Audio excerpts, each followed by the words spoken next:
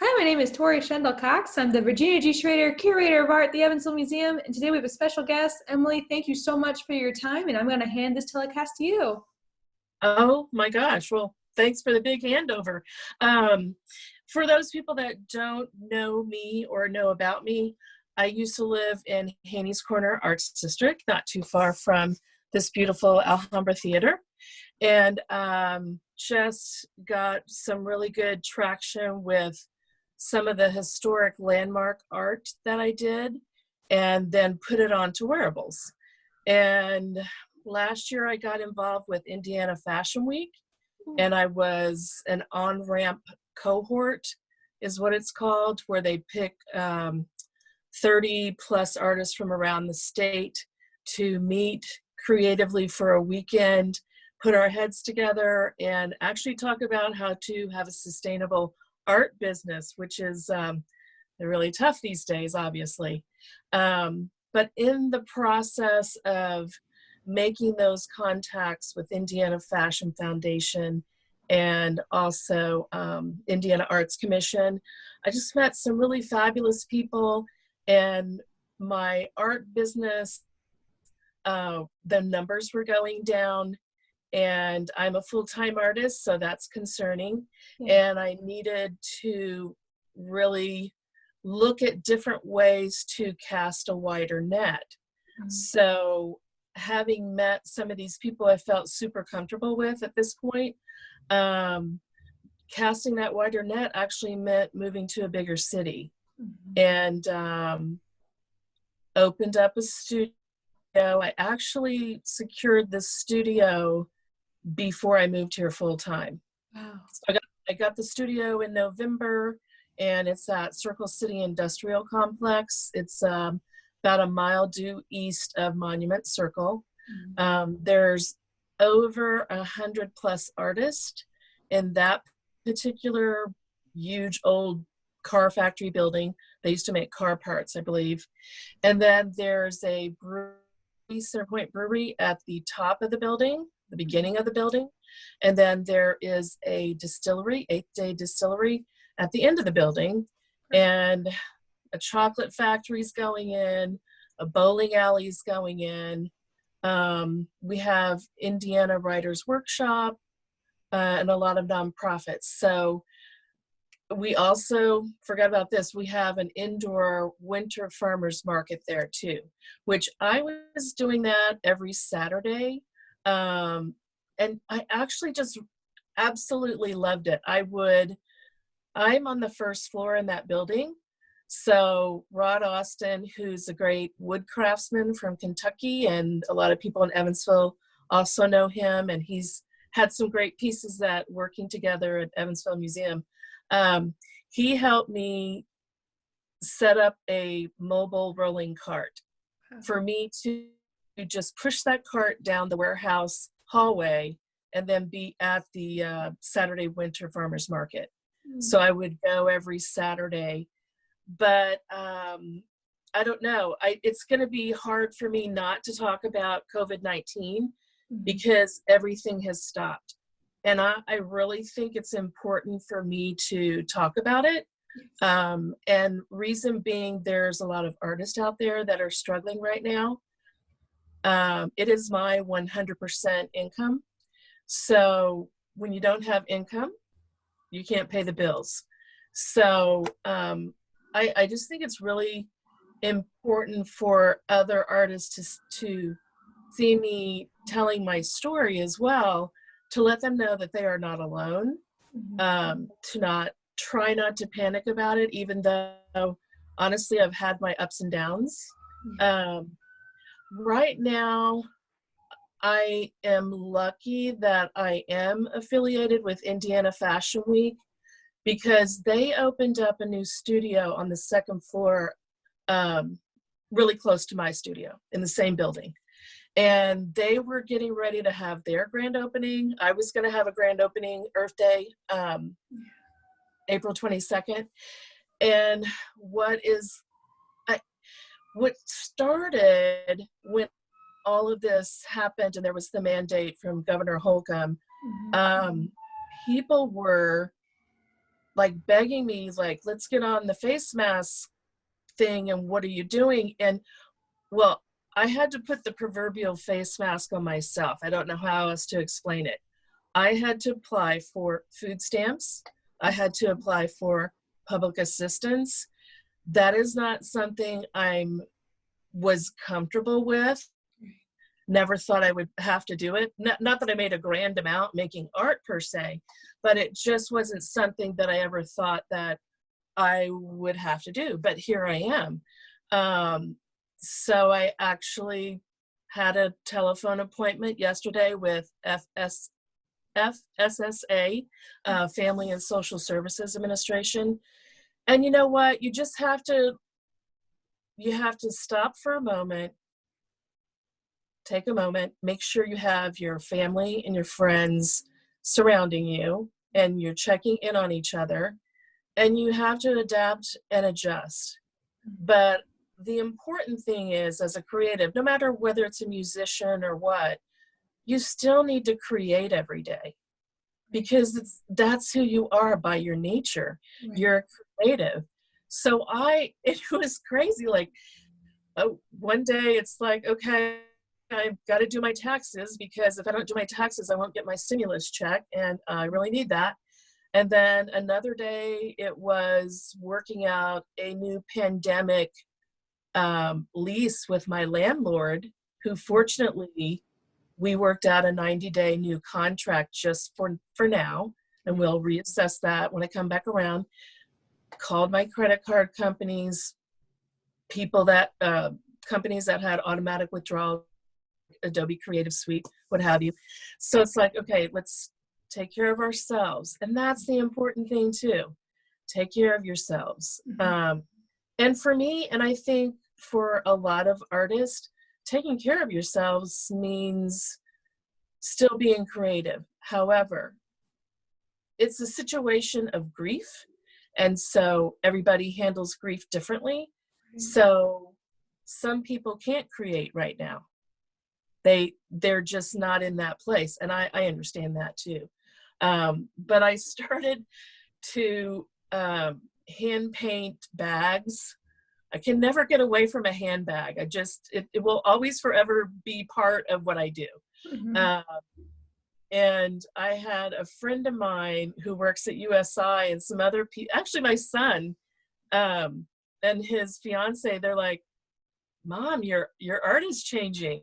Mm-hmm. And we really like it. It was becoming less busy, a little more minimalist. Mm-hmm. And I was having fun with it too. So then I decided I would paint like a 12 by 12 painting every day. Mm-hmm. Would you like to see one? Yes. Absolutely. Okay, let me see. I'm tanning myself over there in the window. I need to take a break from that anyway. Okay, let's see what we have. Some of them not so great, but I'll show you at least two. Great. Come back over here. I am a very big Andy Warhol fan. Mm-hmm. And I am a child of the 60s. So this is very spirograph-like. Can you see it? Yeah, I like it. And and then I had rubber stamps that I was doing with the class, mm-hmm. where they would things with the rubber stamp. So that was just a fun piece. And then I really was following the CARES Act bill, the stimulus, very, very closely, mm-hmm. Contacting senators, contacting Congress people. And so the stimulus bill got passed, and I just made this piece because it felt like we were a bit out of the darkness. Mm-hmm. We're not. We still have a long way to go. There's still going to be a lot of things going on, but it was the dove for peace, and then the Asian symbol for calm. So with that stimulus bill being signed, it did give me a sense of peace. It did give me a sense of calm. And it's just I mean, it's not even kind of one day at a time. It was, at times, it was becoming 1 minute at a time or 1 hour at a time, getting broken down that much. So going back to the face mask, then it became a concern, and I didn't realize it until I reached out to other fashion designers here. They were all getting the same calls that I was, and we were really concerned about it being CDC compliant. Right. Like, okay, we want to make this, we want to do this for our community, it's important, but if it's not the right amount of filtering, we want to do our very best. Right. So that became a whole thing. And what has even gone a step further now is that Eskenazi Hospital here in Indianapolis, they desperately need surgical gowns. So that's where we're at. Indiana Fashion Foundation, and in conjunction with Pattern Magazine here, they wrote a grant, and that grant allowed them this studio space called Stitchworks.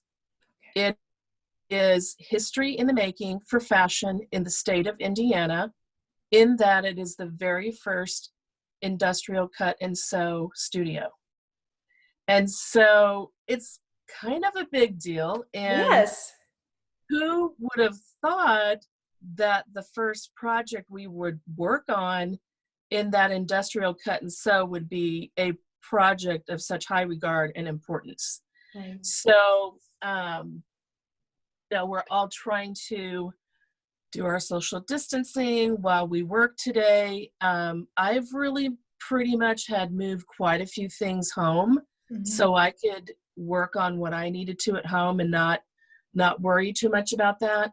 But the amount of space we needed to roll out the huge tube of fabric, and we were cutting 8 layers at a time and just handling the big roll of fabric, it really required 2 of us to do it together.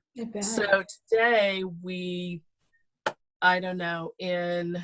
basically got it worked down to, it takes, for now, we'll get our time up, but I thought it was pretty good for a first time out. It takes 12 minutes to cut 1 surgical gown, and it takes about 45 minutes to sew it. So 1 hour to sew each gown. So I'm trying to think of the name of the Formula 3 company by Indianapolis Motor Speedway. Dallara is their name. It's the Italian company. They were cutting gowns for us, but they had some problems with their laser cutter because it's used to cutting probably leather or vinyl for the Formula 3. I know race fans will probably be going, oh my God, she doesn't know it's leather or whatever, but I don't know. They were having some difficulties, and I think that's really typical with a cut and sew operation anyway. Your first projects, you're going through some trial and error until you get all the kinks worked out. But it was really great, even though we were talking muffled through masks, it was great to be with them today and find out what their stories are, what their backgrounds in sewing and fashion are. Really some outstanding talent just in the few people that were there today. So it's an honor to be able to do that for the healthcare workers here. It's, we have a goal of making 2,500. Wow. So if there's anybody that knows anyone that sews in the Indianapolis area and they want to help out with it, it is stitchworksindy.com, I believe. So that's probably what I will be doing for work for the next 2 weeks. And not 2 weeks, what am I saying? 2 months rather. I wish it was going to be just 2 weeks and it would be over, but probably for the next 2 months. And then, I desperately need to reach out to my customers and let them know what's going on. I didn't even know how to approach it. What do I want to tell them? I don't want to be a Debbie Downer, but I'm also not going to be glossing over what the situation is either. So how can we give it a good balance of both? Like, kind of, I'm okay, I'm going to be all right, I hope you're okay and you're going to be all right. And let me know what I can do for you. You know, even if somebody needed help with a sewing machine because they wanted to participate in sewing masks for their son who's a delivery person, which I know I had a question from Evansville, and it ended up she figured out the problem with the machine. She was just upset. And sometimes, you know, right now we just have to pull back a little bit and say, do I need to go, like, just lay down and take a nap? And that's okay too, just to rest your mind. So it's been interesting. And I think, you know, we have a hashtag here that says Indie Keeps Creating. And there has been a few large, I guess you would call it endowments for artists like myself to get a Bridge Gap grant. So while we're waiting for the stimulus check or whatever we're waiting for, that we would have a little bit of money to tie us over with what our immediate needs are. So I did find out the other day that I got that and was super happy about it. So there's really cool stuff going on here. You know, even when you just take a walk, I mean, I know that's happening in Evansville too. I saw a friend from the neighborhood, Phil Hooper, his little boy had a birthday the other day. I loved seeing Honk for Adian or whatever the sign said. I thought that is so cool.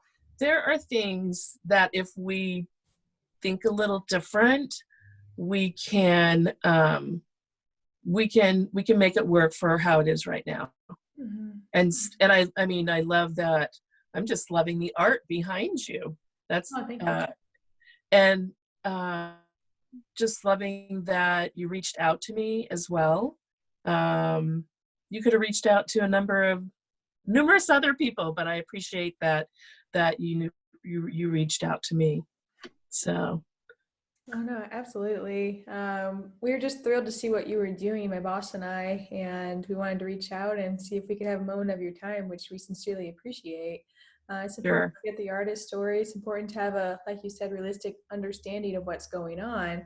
But like you said, too, this is a really unique time for a creative because our entire world changed in less than 48 hours. Yeah. How do you work with social distancing? How do you work with the digitization of our field? So I mean, it was like the mad rush for everybody. Oh, I got to get my Etsy site up. I've been meaning to do that, or, you know, whatever it was that they were wanting to do, or, you know, work on editing an archive of photographs that they haven't visited in a while.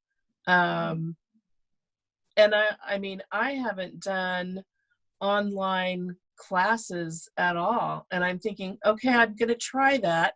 I'm going to see how that goes. And as you can tell, I'm not used to Zoom either, by our little startup there.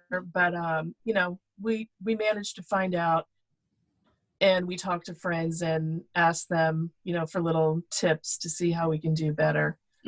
So it's really good, the creative things that I've seen happen, just like the Berklee School of Music with their concert. That was pretty amazing. Numerous things. So, you know, I've really tuned out a lot of negative. I'm not watching a whole lot of TV. I'm watching PBS at night to get some of my information. And I think, too, that you just have to know how to quiet your soul. And that's very helpful, too. And not every day do I know how to do that. So wise words. but you just, start all over again and try again, and it's fine. Absolutely. It's been really great too, because the Indiana Arts Commission, their staff has, really been called to duty. There are 30,000 artists here in Indianapolis, which includes nonprofits as well as artists. And when I say artists, I mean musicians, performing arts, the whole gamut. Mm-hmm. But they have been offering webinars twice a week. And on Monday afternoons are financial webinars. And then Wednesdays are just kind of subjects that are coming up, like what did that stimulus act mean? Yeah. What is a link for pandemic unemployment? It's the same as regular unemployment, and it's all jammed up right now. So you're thinking, oh, good, it's not just me. This is what's going on with all the other artists too. Right. You're allowed to kind of, as any webinar, ask questions ahead of time. So the panel, if they have time and can get around to it, can answer your question while they're presenting. So that's been really grounding too, Mm-hmm. because it's so specific for the arts. And I would encourage anybody, an Evansville artist or in the state of Indiana who will be viewing this, to go check out Indiana Arts Commission website. Mm-hmm. If they're looking for very specific questions, I can almost guarantee you there'll be a link online that will help you out. Mm-hmm. And if there's not, they'll find an answer for you. So that's been really, really good too. Oh, absolutely. I definitely appreciate all the work that the Indiana Arts Commission does year in and year out. They're just a huge asset for the community for obvious reasons, nonprofit artists and everything in between. So Yeah. definitely grateful for them. But is there anything else you'd like to share with our viewers? I miss home. Yeah. But a lot of people have said, oh my gosh, how are you doing? And I do miss home. I miss friends and family there. I miss people in the Haney's Corner Arts District that were my neighbors. But I did live on the East Coast for 25 years. So it's like, I'm okay, I'm good. And I do have a really nice neighborhood here. And it's a great place to walk every night when the weather's permitting. So I'm just grateful for even the small things right now. Absolutely. And that's where I'm at today. Again, another time it might be a different story. Yeah. But that's how I'm currently managing. Doing these surgical gowns, and I will sew masks for people too, because I know that is going to, a lot of people are already starting to ask, will you please do that? And I will definitely do that. So just to put people's mind at ease, if they need to have that, I would be willing to do that. Lily, I definitely appreciate it. It's been so insightful speaking with you, and we're definitely Thank you. to see the continual good work that you're doing. And then once this is over, I can't wait to start seeing your artwork again. So, well, I have some older artwork at artthreadsstudio.com. I think it's whatever is in current inventory and some new pieces. And I'll be adding a few more new things. There's not a whole lot on there, but there is some things on there. I had planned to soon work on an Indianapolis series like I had done in Evansville. Some stained glass domes in Indianapolis, which would be fun umbrellas and fun scarves. So that's probably what my next collection will be. wow, we're definitely looking forward to it. But we definitely appreciate your time. We look forward to seeing more. We will visit your website, but please don't be a stranger. I definitely will not. And thanks for having me. And tell Mary I said hi, and Liz and Common and the rest of the gang over there. And I hope to see you all real soon.